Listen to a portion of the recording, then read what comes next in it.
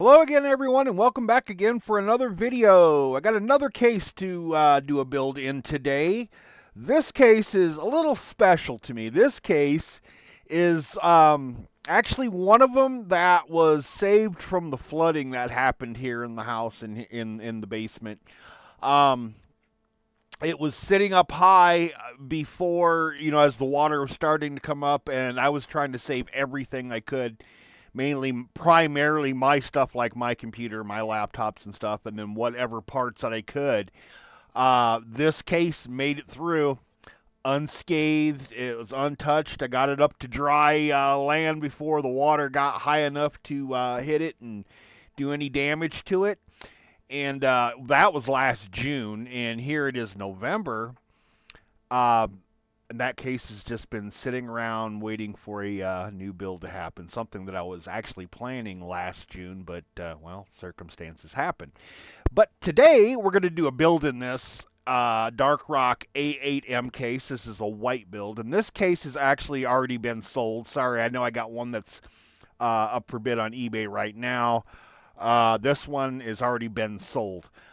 This one is going to a kid named Cooper. This is one that Dad bought for him for Christmas. I had talked with him online about this, and he had sent me payment already, and I told him about the build that actually I had planned for this anyway. So that's what I'm going to do. I'm going to do the build that I was going to actually do in this one.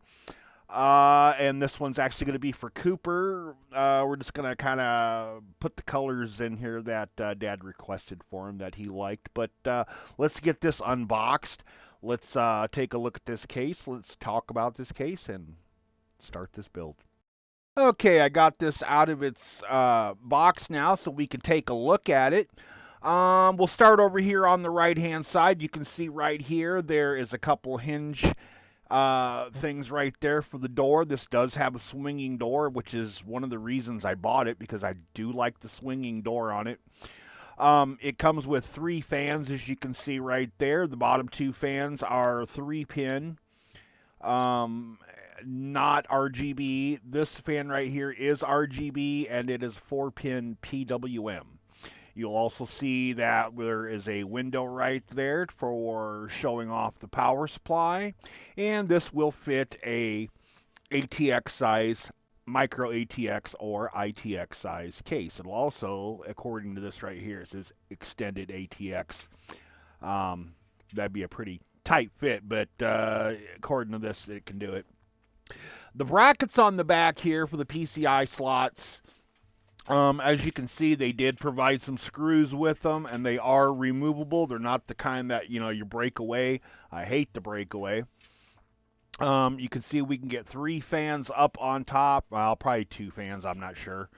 3 fans in the front here, 120 or even 140. You can even see there's some screw down points here if we're going to screw some 140s down. Interesting. Okay, looking at the top here, at the I/O, you can see we've got a USB Type-C right here, a USB 3.0, an audio combo jack there that's got the microphone and headphone built in, another USB 3.0, the reset or LED button switch right there, and of course our power switch. And right in between those two, you can see those 2 little black dots. That would be the activity LED and the power LED on there. Turning this around this way, let's have a look here. Count our tie down points. I see 2, 4, 6, 7, 8, 9, 10, 11 tie down points.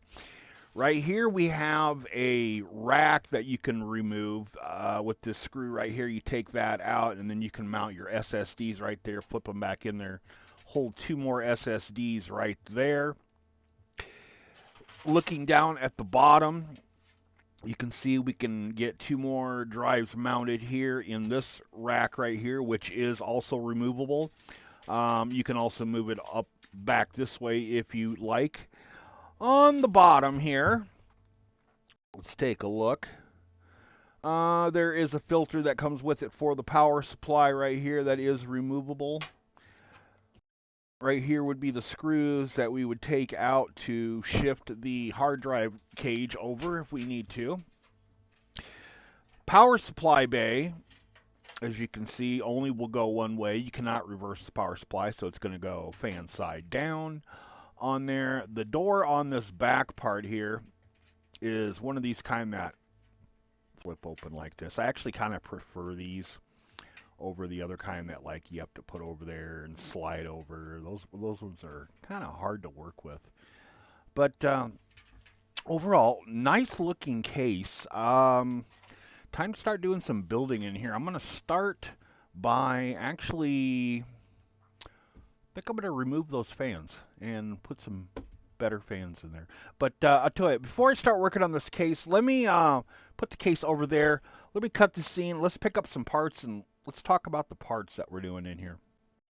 Okay, starting with the motherboard, I got the motherboard set up and the CPU in and the memory in, and I have this set up on a makeshift test bench box here. You can see we're using an MSI Pro B550M VC Wi-Fi board.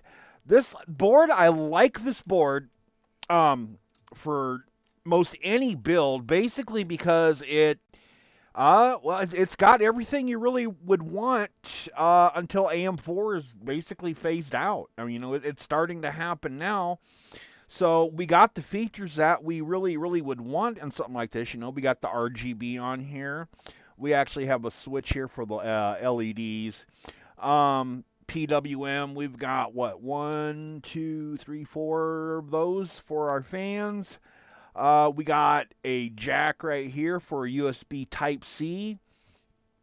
Four full-size PCI slots. Nice, and then on the back here, let's see if I can move this over here so you can see this. You can see that this board offers Wi-Fi, of course. It's got a PS2 port, of course, HDMI, DisplayPort, VGA even. It's got, what, 6 USB ports on there, audio. I mean, this board has got pretty much everything you could ask for in a decent PC. And the processor I'm using on here is, of course, like I said, the 5700G. Now, what I like about the 5700G is it's one of those CPUs that you do not need a external GPU to run. You could run it without a GPU. And as you can see right here, let's switch that to the thing there. It's hooked up. As you can see, I'm in the BIOS here, just setting up my BIOS. The BIOS is really nice. Real easy to maneuver around. The settings on it are super easy. I got my XAMP here set to DDR4 3200 profile 2. I mean, this is just, I love this BIOS on this. Now, one of the very first things I do when I do these tests is not only just to make sure that it's, able to post, but I am checking like the BIOS version. Now you can see on this one here, it's .hc0, which is the latest non-beta BIOS in here. I just actually got done flashing this a little bit ago, so that we do have the latest BIOS on here. Gotta have that, right? Anyways, let's see here. Let's go back to that. So that's how that's looking so far. And another nice thing about this setup is that if he does later on decide to upgrade to the AM5, or maybe you can go to like an Intel platform or something if you want to, leave the AM4 platform later on. The graphics card that I'm going to put in here is going to be a nice carryover one that actually is pretty decent for AM4 higher end stuff and decent for the low end, lower range AM5 stuff too. So it's kind of going to be kind of a carryover graphics card, but the GPU that is on the 5700 can stay on the board, and if he wants to just flip the board and carry just the graphics card over, that would be something that would be very easy to do just by leaving the CPU it's in there, no graphics card, sell it off. Maybe build a different computer for grandma or something later on, or maybe for a younger kid. That's what you could do. So anyways, I got my test bench set up here. I'm going to go ahead then and disconnect all this, put this in the case, and continue with my building. See you in a second. All right, to talk a little bit about where I'm at with this so far. As you can see, I have the new fans in now. Motherboard is now in. I had got my extensions in, just kind of test fitting everything in place. To show you how everything is kind of wired up here, this fan right here, which is the rear fan, is wired up to the bottom PWM right there. These two fans are on a PWM splitter and are wired up right here. And these three fans here are also on a PWM splitter and are wired in right here, which leaves two more spots open. One here for our pump, and then right here for our CPU fans for our water pump, or for our AIO that's going in here. It's looking pretty clean so far. One of the things that you run into that could have been an issue, but it wasn't because I actually used the micro ATX board, is this right here, that USB 3.0. Boy, that's just kind of a pain, isn't it? A couple videos back, I did a video about unbending the pins on these things, but yeah, this thing, like you look at the there we go, let that focus a bit there. You look at the header for that, and the thing that sticks out for it that it plugs into. I mean, look at the way it just protrudes there. Now, if this would have been like an ATX size board that I used in here, which of course would have been lower down, it probably would have bumped into these fans right there, and I would not have been able to install these bottom fans there like you're seeing. But luckily, this is a micro ATX board, so it elevated a little bit. But the downside of that is it protrudes a little bit right there. If you're trying to look or trying to go for a cleaner look, there is other boards, and I did one a couple of builds back that has the USB, actually sticking out to the side this way, so you can plug it in sideways for a little cleaner look, which is another option if using this case and you are wanting to take advantage of the fans down there. I'd definitely keep that in mind. So as you can see, we're going kind of with a little purple kind of theme going on here. Because I asked Cooper's dad, what color should we go with here? What's his favorite color? And he said, it's either blue, green, purple.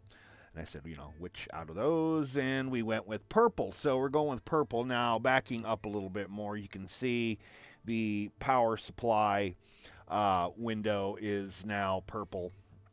I filled in the power supply with a purple vinyl wrap.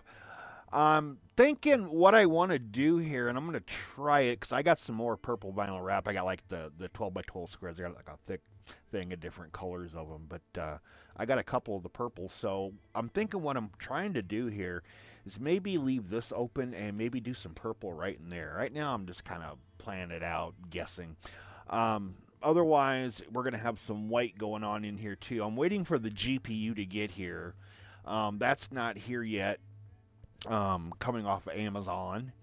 Uh, it's actually a 4060 that I'm putting in here, and the price on it when I got it is like $100 lower than what it's going for now. I think right now it's going for like 408. I think I seen. And that's the low price, and it's like, Jesus, I'm glad I ordered it when I did. But anyway, so yeah, I'm waiting for that to get here actually to really finish this up. But this is what it's looking like on the inside. I want to get to a point where there's nothing left to do except for plug in the new graphics card when it gets here and plug it into the extension, as you can see right here. So I'm going to work on this some more. So let me cut this scene and let's take a look at this back here, what I'm trying to accomplish back there. All right, some things to point out in the back here. One thing that makes this kind of a pretty easy build to keep clean right in here if you want to do something with the backing is that there's only 3 cables here coming out from the power supply that are actually getting plugged in, and those are all the extensions. You got the one for the CPU EPS right here, the 24 pin right here, and then down here you got, of course, your graphics card. That's what's getting plugged in. Otherwise, the storage, of course, is M.2. So everything else that's sticking out around there is just basically sensors and PWM for the fan. Now, as you can see right here, here's my splitter on this side, and here it is right here on this side up on top. Let me move up there so you can see that one. My three-way that controls the fans in the front, and right here is my two-way splitter that controls the fans on the bottom.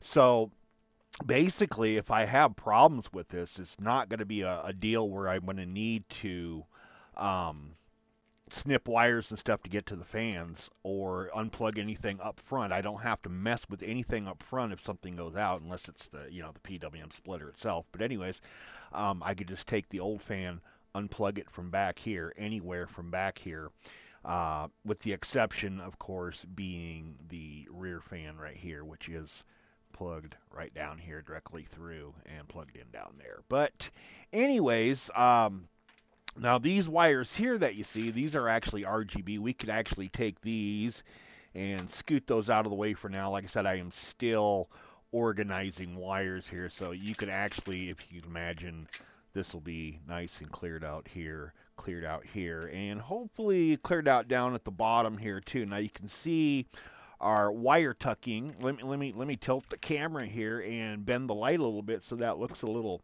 more clear for you. Maybe I can get this on camera.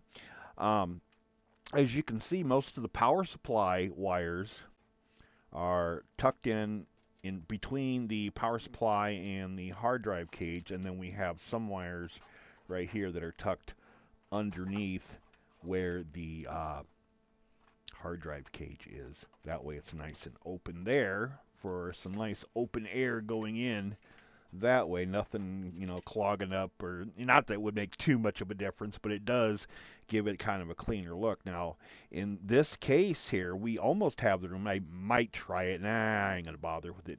To actually move this drive cage back a little bit further if you wanted to even, but I think that might be getting it a little bit too close and a little bit too much tucking. But for what it is, everything is tucked back, so I should be able to hide every wire from showing in here and have them all organized when I plug them all in. Now they all come to a central point around here, and normally when I do RGB, I'll use uh, controller boxes like the Cool Moon ones and stuff like that. Now I'm going to attempt this time, we're just going to use just the straight MSI Mystic Light stuff coming from the motherboard. And that's actually how this is going to get wired in. Now, in order to do that with this stuff, as you can see, we've got a male end and a female end on everything here. We're going to have to basically daisy chain. Now, the secret to this is really coming out from where your main daisy chain starts, which is actually going to be up here, as you'll see as I go along here. And you want to start your chain from there. Hold on here, let me unwrap this a little bit. Your daisy chain is going to come out from right here, and you just want to follow along. And as you're daisy chaining along, what I like to do, where did I put it? It was up here a minute ago. Here it is as I'm putting my ends together and daisy chaining it, just tape them. That way it's nice and taped the whole way through, and ain't nothing going to come loose on you. That'll look nice. So yeah, and then I still got a little bit of tying down to do right here with a couple straps to get this tucked back. But otherwise, the wiring and tucking in here, in this case, is pretty easy. Nice case for what was it, 54 bucks? I do like this case a lot so far. Like I said, with the other options in it, actually, I'm kind of loving this case. Definitely would recommend it so far. But yeah, let me keep building here, keep brainstorming or not brainstorming.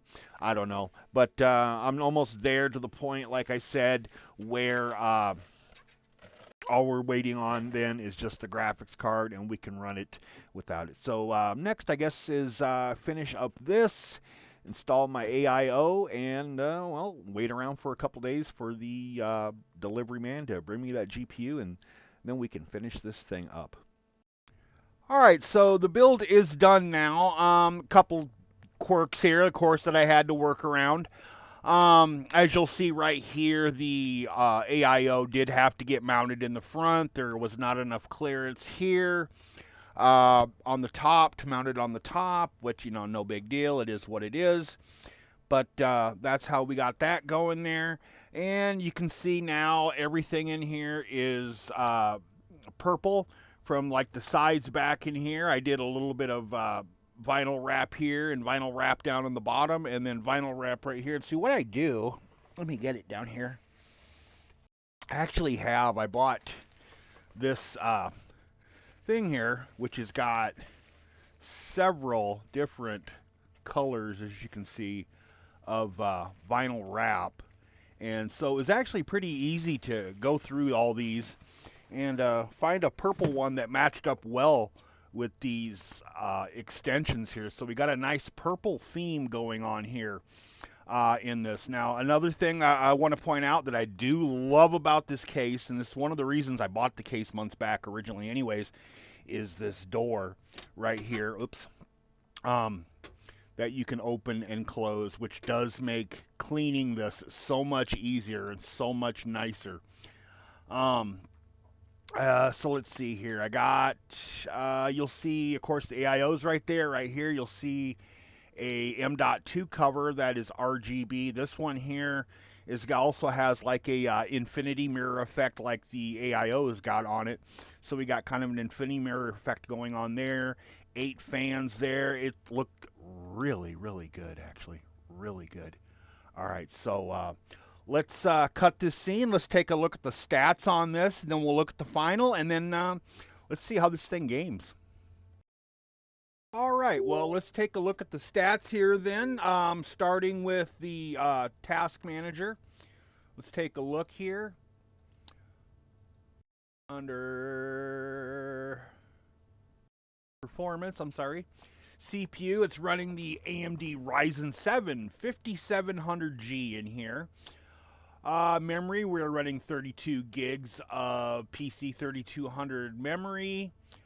We've got 2 DIMMs in here, of course, so it's running in dual channel. SSD, we are running a 1 terabyte Orico J10 NVMe SSD. Sorry. Let's see. GPU, we are running the NVIDIA GeForce RTX 4060. So pretty decent combo here.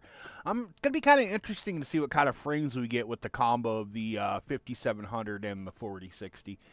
I kind of consider the 4060 kind of a transitional card. And I say that because it's one of those cards that is really good with the 5000 series AM4 stuff.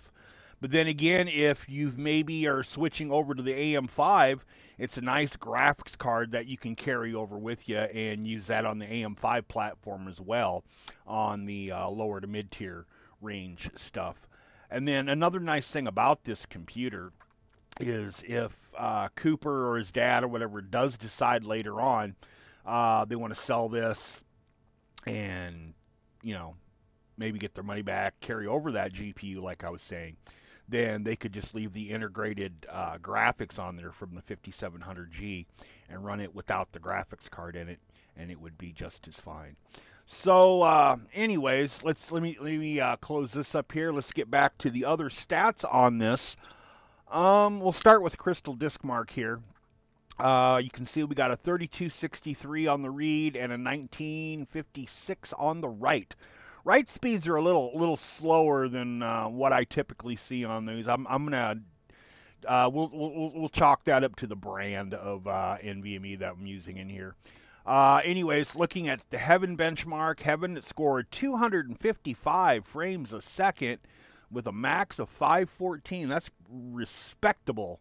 Very respectable right there. Nothing to whine about when it comes to the graphics. That's really, really nice there. 514.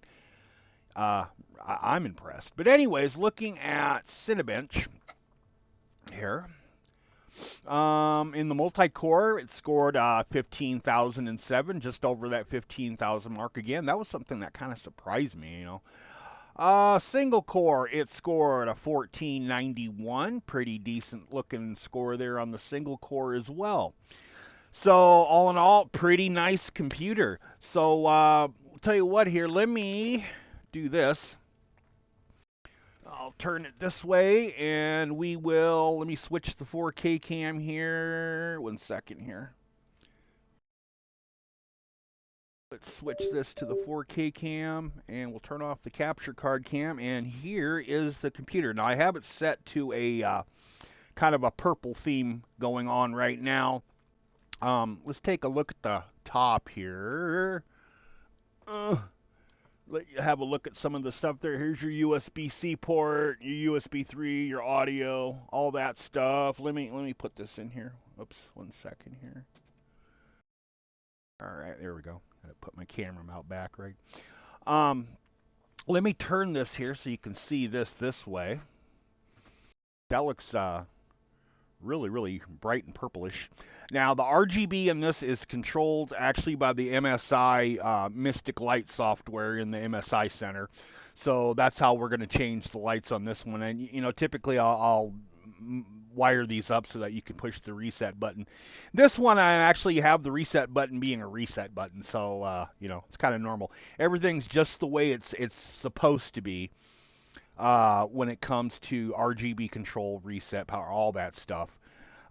Instead of, you know, compromising like you do on some of these builds. So I figure, you know, this was going to be one of those types of builds where it's not going to be any guesswork later on if he does go to upgrade it or something like that. Like, well, what did you do here? You know, I don't want Cooper or his dad looking at that and going, wait, I'm trying to figure out, scratch their head. So that's why I made the RGB in this very simple. It just basically goes from the RGB jack on the top there into the RGB lead, and then it does daisy chains off. Everything is daisy chained, so it's very simple. Nothing too complex getting plugged in here. All around nice build. Now the graphics card is actually a different one than I had originally chosen. Now originally I wanted to go with a MSI Ventus. Everything was going to be MSI in here since it's an MSI board. Well, that one was just taking forever to get here, so I decided instead go with something, it was a Galog brand, which has got like an RGB right here. Now, there is an app that you can use to control the RGB on the graphics card in software as well. But there's also another option on this one. I haven't really seen graphics cards like this where you can actually plug the 3-pin 5-volt RGB in there and just sync it up with the RGB that's already on your computer, which is what I did. And that's actually why you see this also running kind of a purple type looking color too. So that, yeah, that there will actually match everything in here. So everything in here, including the graphics card, is synchronized. So yeah, that's the PC. Tell you what, let me cut this scene here. Let me fire up some Fortnite here, and let's take a look at the speed on this and how this thing games. See you in a second. Okay, what we're going to do here for Fortnite is we're actually going to do this a couple different ways. We're going to try it once in performance mode, and then we're going to go back to DirectX 12, and we'll try it in low, medium, high, and epic, and we'll see what kind of frames we're getting here. I will reset this when I touch the ground here with 1% load, so we can get a better reading here of what this thing does.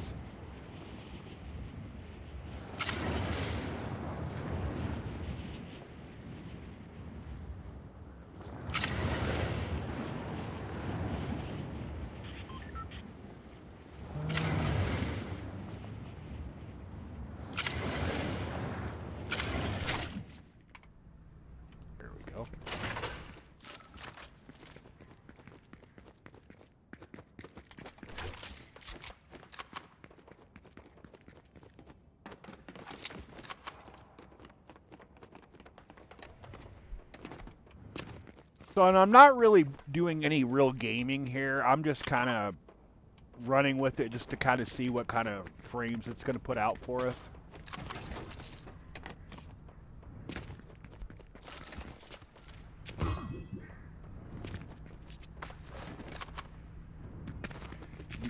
see, what are we running here? 275, averaging 257 frames, max 326. Okay.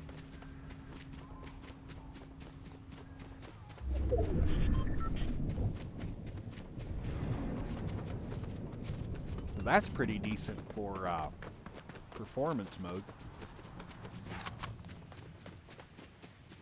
Alright, so that's performance mode. Let me go ahead and, because I don't think this is going to change much.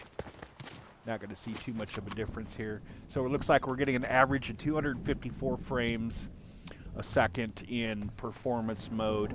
Let me do this here. Let me cut this scene here, and we will switch it to DirectX 12 on low, and let's see what it does. Alrighty here, we're just about to get going. Let me show you here real quick what our settings are. We are at 1080p unlimited frames, DirectX 12 on low. Let's thank the bus driver here, mark a spot on the map, and jump. Set those 1% lows there.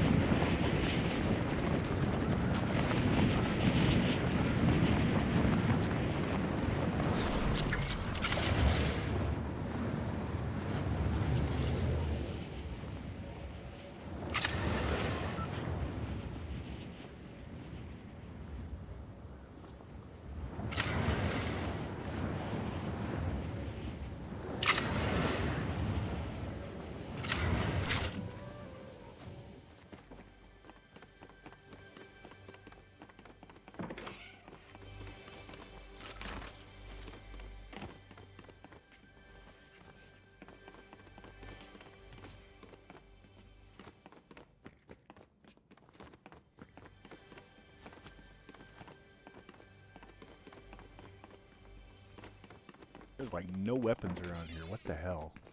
What the hell? One shotgun, that was it?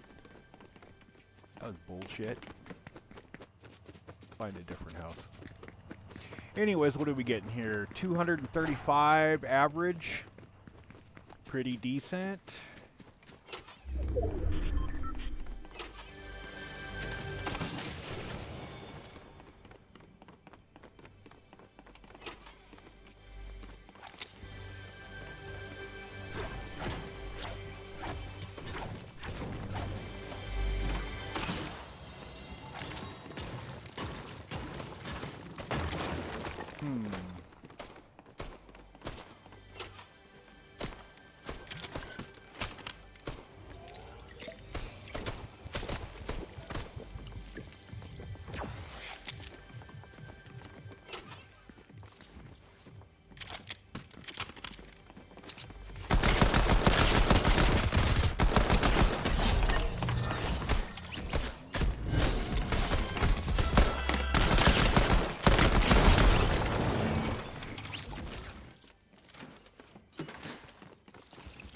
Okay, well, let's switch her over to medium then. Let's see here. Medium, apply, go back, let's reset our meter, and let's find somewhere to go. We'll go this way.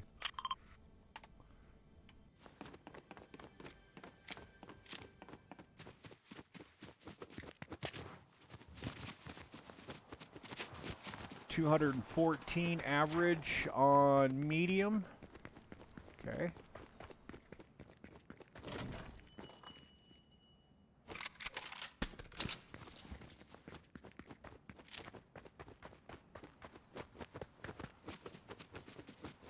$11. 93% usage on the GPU. 60% on the CPU.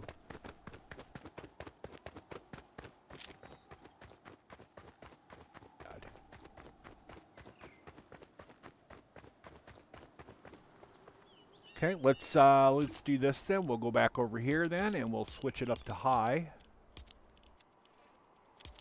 Click apply. We'll go back. Reset. And we're running at 149, it looks like.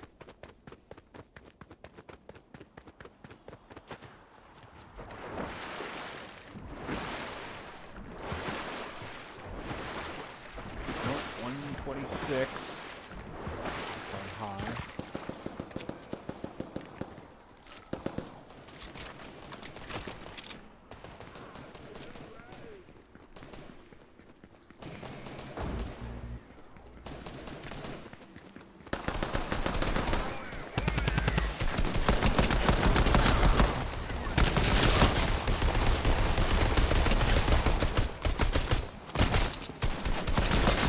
Ah, 171, or no, what was it? 131. Continue.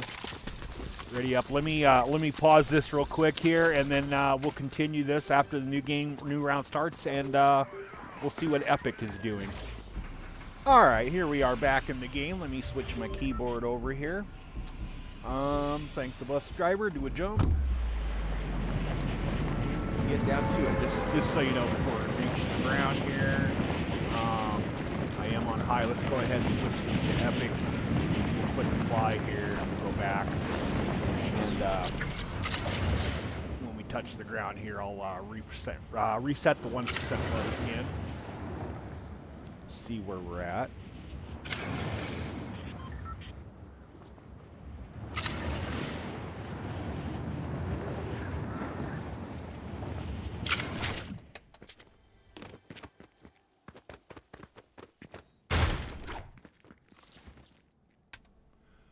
All right, 140 frames a second on Epic. Nice.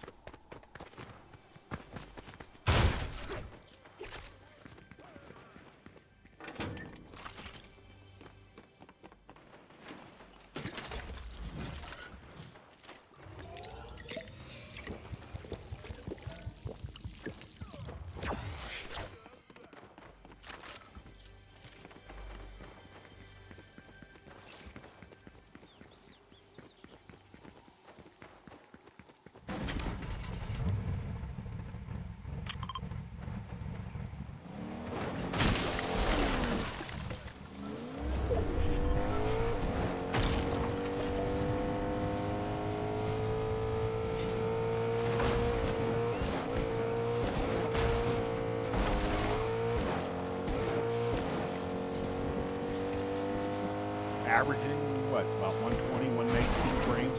So, this is the kind of thing where you can set it up on Epic and set your FPS to cap at 120 and probably get some pretty decent.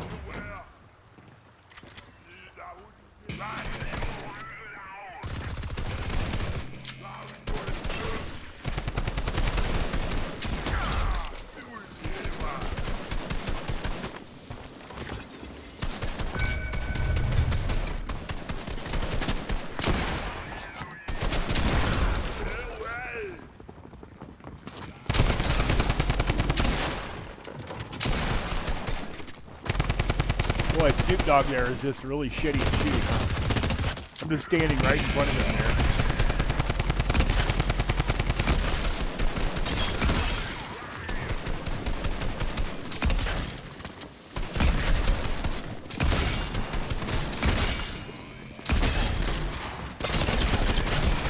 there. Anyway, so I was just screwing around there.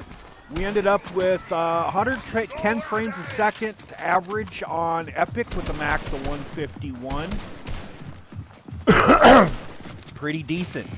So let me go do this here. We'll go back out to the lobby and close this up real fast. 1 second here.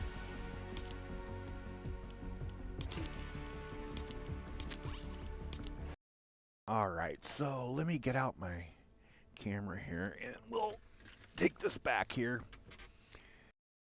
And let me go back over here. Back up to the 4K cam, and we'll give this one last look here. Let you have a look at this before we say our goodbyes here. Well, if I can get this up on here. Oops, hold on, it froze up on me. Alright, I just adjusted it that way instead. It's a little bit easier. Anyway, so one last look at this computer before we do this here. I got the Mystic Light software up on the screen here. Now, as you notice here, we can, like, we go to our motherboard, we can change this to, let's see here. What do we want to do? We'll just change it to a rainbow, I suppose. Click the apply button there. And so as you can see now, it is in a rainbow effect. Like I said, that graphics card there is matching too. Our memory, we can do the same thing. We can synchronize our memory up there. Click apply on the rainbow there. There we go. So now we got a little rainbow thing going on there. Kind of give you a better look at the RGB on there. Like I said, all the RGB on this is controlled by software. It's not controlled by any remote controls or any button pushes, so that's how it'll get changed around, of course, is in the MSI Mystic Light MSI Center here. So this is just an FYI for Cooper and his dad and for anybody that's watching that. That's how that works with the RGB. But anyway, so that's going to be it for this video, guys. Let me do this here. We take this and unlock the 4K cam here, and we'll scoot this back. There we go. Back to the way it goes.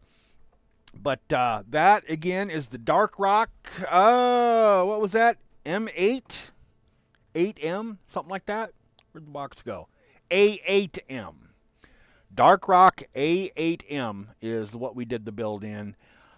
This one again is for a kid named Cooper. It's a Christmas present for him, and I really, really hope he enjoys it and has a great holiday. I think he's going to do a lot of cool gaming on this, and this nice little cool computer he can show off to his friends with the nice purple theme going on there. Turned out just great. But all right, guys, that's going to be it. I don't know when the next one's going to be. It's going to be when it's going to be. It might be a while. I don't really have anything planned except for regular customer orders and repairs and stuff like that. So I don't really have any builds planned. And if I do, I'm anticipating it's probably going to be one that's going to go up for sale on eBay unless somebody comes and buys one from me. But I will see you guys in the next video whenever that's going to be. I will talk to you later. I hope you enjoyed, and bye-bye.